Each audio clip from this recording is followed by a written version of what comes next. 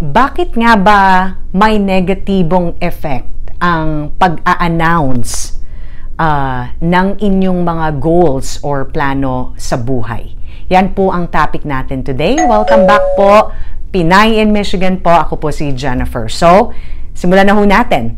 So, bakit ho kailangan na, or it's wise, or it's advisable, it's best na kung anumang merong goals kayo, mga plano nyo, to do it quietly. Do it silently. Tumahimik po muna kayo. Bakit importante na wag nyo hong i-announce yan? Okay? So, one reason, actually na panood ko po ito no, sa isang interview, meron daw kasi ho talagang scientific research na kapag halimbawa daw po, in-announce nyo, let's say, nag-post kayo sa Facebook nyo na, bawa, January 1st. Today is the day, first day, New Year's resolution.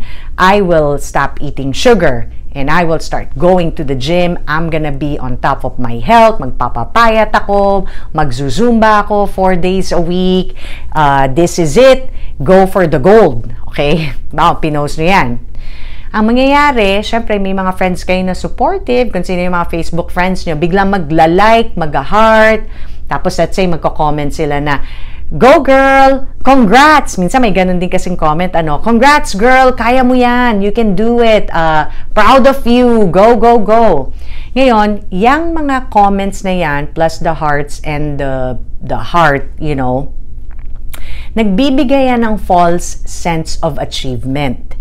So, ang nangyayari na premature yung pagko-congratulate sa inyo, yung pagpupuri sa inyo, na meron na kayo agad nakuhang papuri when in fact, hindi nyo pa na-achieve yung goal nyo. So, at the same time, yung brain, it will produce, like yung dopamine, okay? So, premature lahat. So, nangyayari dahil premature yung sense of achievement, mangyayari, mawawala na yung motivation nyo.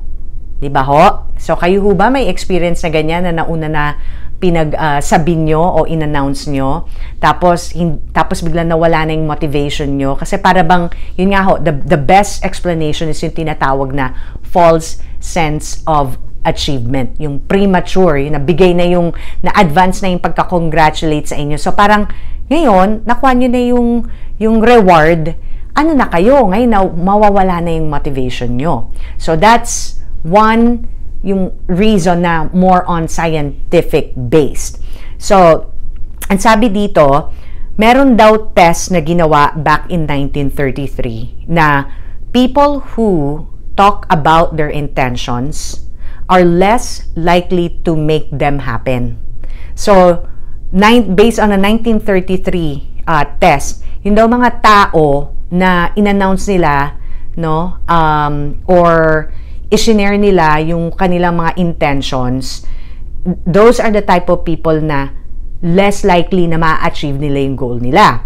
Tapos meron daw 4 different tests on 63 people, and they found that those who kept their intentions private, yung mga nagtago, they kept it private, hindi nila in-announce, were more likely to achieve their goal than those who made their intentions, their goals, their plans in public and were already acknowledged by others. So, ito yung tinatawag na emotional rewarding versus actually achieving the goal. So, yun po. Yan ang one reason na, may connection sa psychology natin, how our brain works, yung reward system, dopamine hit. Kaya, hindi ho maganda na ipagsabi ang inyong mga goals or plano. Okay po? So, ano pong gagawin nyo? So, if someone asks you, let's say, anong New Year's resolution mo? Siguro, mas maganda yung sabihin nyo lang, may mga naiisip naman ako, pero, pinag-aanohan ko pa, pinagpaplanuhan ko pa. Yung mga ganung sagot. Wag, as much as possible, keep, yung sinasabi ho ng mga parang stoic philosophers po, na keep things in private and let the results speak. Kumbaga ho, kung kayo ho, let's say, nagsimula, gusto nyo hong pumayat kayo na between you and yourself po, nagsimula kayo na maglakad 30 to 45 minutes away sa ano nyo, sa inyo pong barangay, sa area nyo po. Tapos nagsimula ho kayo na bawas-bawasan yung kinakain nyo. Instead na sabihin nyo po sa tao na this is what I'm doing, I'm walking every day, I'm eating less.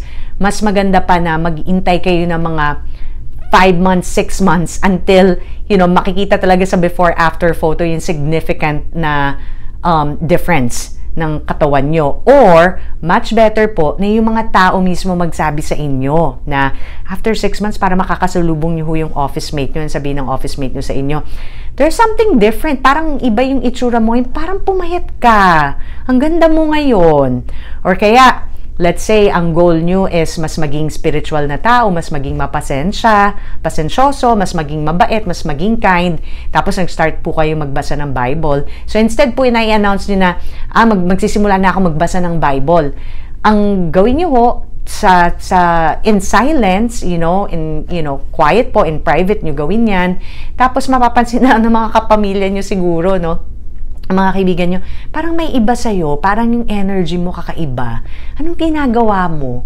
And then, because talagang you can share that it's something that you've actually done, mas sincere, mas authentic yung pag-share nyo dun kung sino yung nagtanong sa inyo na parang there's something different with you, you seem happier, parang mas content yung energy mo. Ngayon, masasabi nyo talaga na, talaga ba? Salamat ha, I appreciate the feedback. Actually nga, for the last 6 months or for the last year, nagsimula ako magbasa ng Bible. Talagang nakakatulong. So, at least mas believable ka, mas reliable ka. At the same time, what's the word I'm looking for?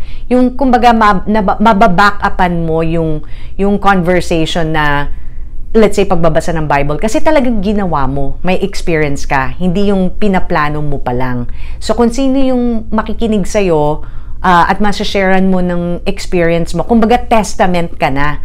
Kumbaga, mas effective yung testament mo, mas effective yung pag-share mo ng journey mo. Kasi, unang-una, nakita nila yung result. Pangalawa, talagang ginawa mo siya.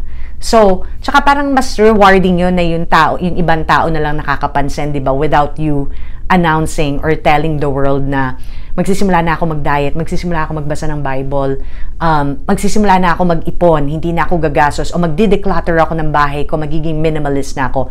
Na gawin mo na lang, and then slowly people will notice over time the positive changes. Okay? So, keep it between you and God. Work quietly and consistently, privately. Let God prepare you quietly behind the scenes. So, yun po.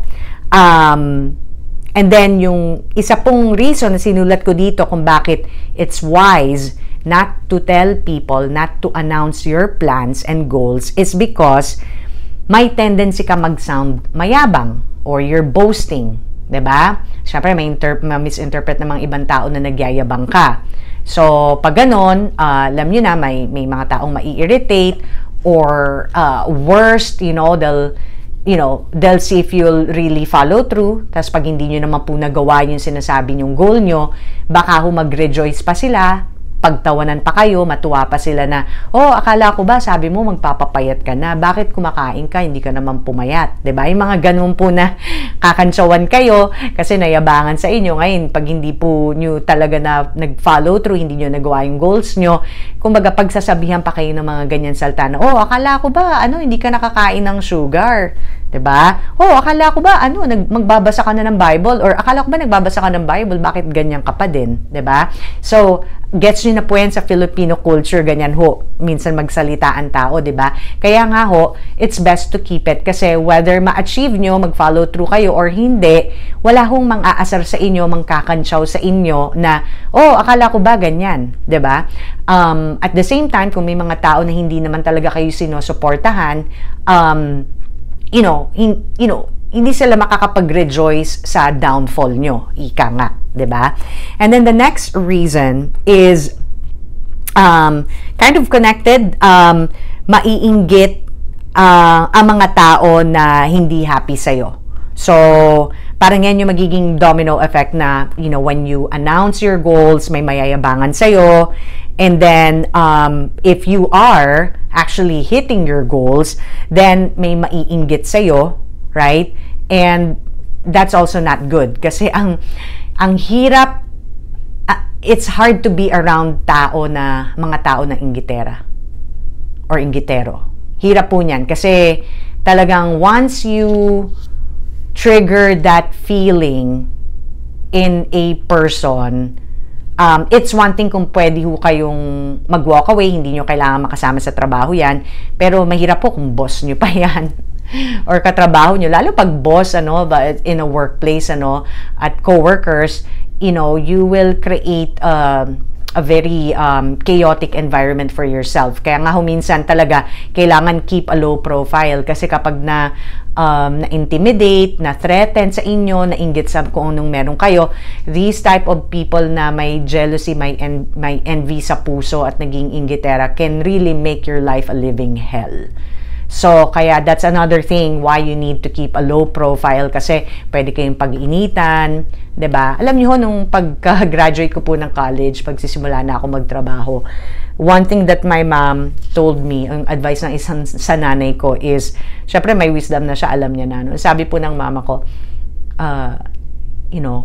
medyo low profile ka, huwag ka masyadong bongga magdamit, huwag ka masyadong sobrang pabibo, kasi, yun nga, pag may nairita sa'yo na, you made them feel that you're better than them, that's gonna be a problem. So, same thing, huwag nyo masyadong ipagsabi yung mga goals nyo, kasi it can trigger someone to feel jealous, and then hindi ho magandang kasama yan, yung mga taong naiinggit po sa inyo. Like I said, they can make your life miserable.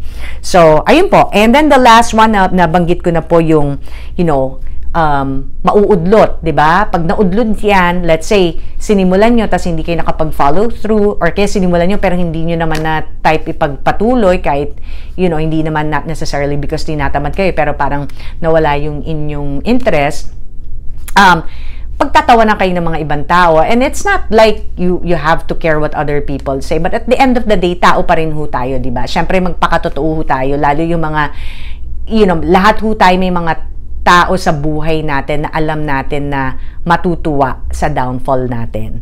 So, mas maganda pa na hindi kayo pagtawanan, wag na lang ho talaga nyong i-share ang inyong mga goals sa buhay. Keep it silent, do things in private, let the results show through, let people notice na, wow, you look great, mukhang pumayat ka, maganda yung balat mo, you're radiating positivity, parang you seem happier, anong ginagawa mo? Mas effective at mas masarap yung ganon, kesa mag-announce and then worst, hindi ka mag-follow through. And also, going back to the first reason why, scientifically, you will jeopardize your motivation level, because pag in-announce mo na, by receiving premature, accolades and congratulations, premature na tawag dito na mga yun nga, yung mga pagko-congrats sa mga tao sa inyo, magkakaroon kayo ng false sense of achievement, which leads to yung motivation nyo bababa, and then wala na, hindi nyo na magagawa yung goal nyo. So that's it, guys. I hope informative po ang ating topic na tinatch today, which is keep your goals and life plans in silence. Keep it quiet, wag pong ipagsabi. Okay, guys, well, uwian na po. May nanalo na. Uwian na. It's been a long day, but it's been a good day po. I will meet my husband for dinner. We're gonna have some German food. Kaya, as always, thank you po sa panonood. I hope helpful and informative po. That's my goal. And like, share, subscribe, comment po kayo.